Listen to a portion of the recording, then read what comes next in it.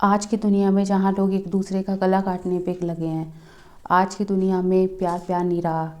आज की दुनिया में जो रिश्ते ऐसे तार तार हो गए हैं। Hello friends, welcome back to our channel, welcome back to my video.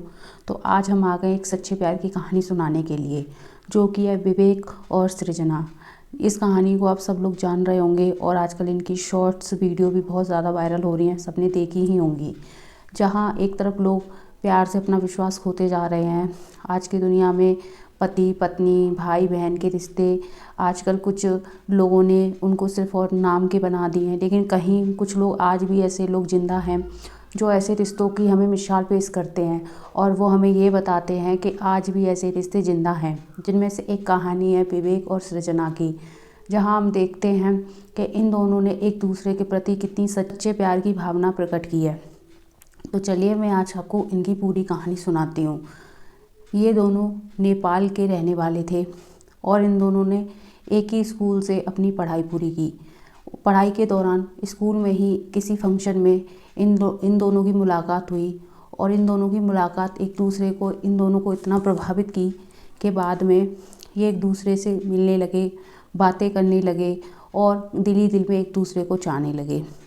सृजना और विवेक दोनों एक दूसरे को पसंद करने लगे, लेकिन कभी सृजना ने बोला नहीं था। लेकिन वहीं विवेक ने सृजना को एक दिन प्रपोज कर दिया। ये हालांकि इन्होंने काफ़ी दिन लिए उस रिश्ते को आगे बढ़ने के लिए, जानने के लिए कि हम एक दूसरे के लिए सही हैं या गलत हैं।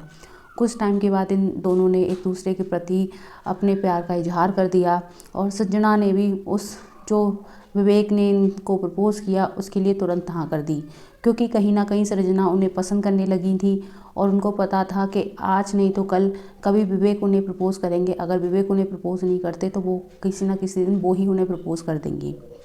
उन दोनों का रिलेशनशिप जो है वो 6 सालों तक चलता रहा और उन दोनों ने एक दूसरे के साथ काफ़ी अच्छा समय बिताया। उसके बाद उन्होंने 6 साल के बाद उन्हें लगा कि उन्हें एक अच्छे रिश्ते में बन जाना चाहिए। तो उन्होंने अपने घर वालों को अपने दिल की सारी बात बता दी और उनके घर वालों की मंजूरी से उन्होंने शादी कर ली। शादी करने के बाद वो लोग बहुत खुश रहने लगे। फिर उन्होंने डिसाइड किया क्यों ना जो हमारी पढ़ाई है उसे आगे बढ़ाया जाए। फिर उन्होंने सन 2022 में सोचा कि हम पीएचडी क्यों ना कर लें। तो सन 2022 में उन्होंने पीएचडी करने के लिए यूएस से चले गए। जब वो दोनों यूएस से चले गए पीएचडी करने के लिए, तो कुछ दिनों तक तो सब कुछ सही चला, लेकिन कुछ महीनों बाद जो विवेक है उसके सर में दर्द होने लगा।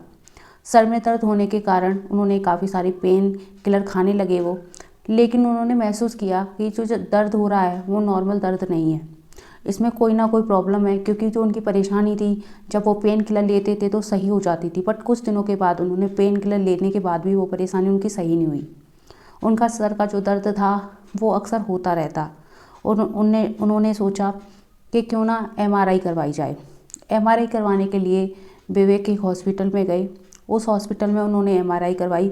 उनको 4 स्टेज कैंसर आया, जो कि एक ब्रेन कैंसर था। सृजना जब उनको ये कैंसर डिटेक्ट हुआ उसके बाद वो दोनों टूट गए। एक तरफ सृजना विवेक का प्यार बहुत अच्छे से चल रहा था, वो छोटी छोटी वीडियो डालते थे। हमने काफ़ी उनकी वीडियो वायरल देखी हैं। काफ़ी खुश थे अपनी दुनिया में। सडनली उन पर दुखों का पहाड़ टूट गया। उनको भी पता था कि ये बीमारी ऐसी है कि शायद कभी ठीक ना हो, लेकिन सृजना ने हार नहीं मानी। जब विवेक कैंसर के कारण अपने बाल खोने लगे तो सृजना ने भी डिसाइड किया वो भी अपने बाल कटा देंगी। तो सृजना ने भी अपने बाल कटा दिए। जब उनकी याददाश्त कम होने लगी तो भी सृजना पूरे मजबूती के साथ उनका साथ निभाने लगी।